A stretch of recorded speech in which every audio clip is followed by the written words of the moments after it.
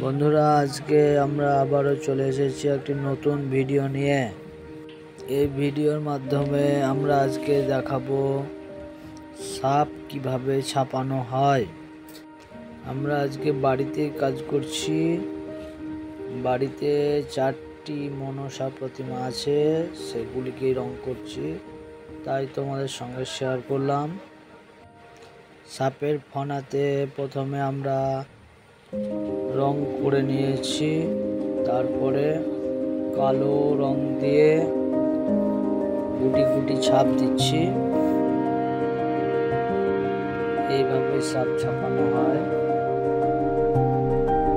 তোমরা কম বেশি সকলেই জানো। ভিডিওটি যদি ভালো লাগে তাহলে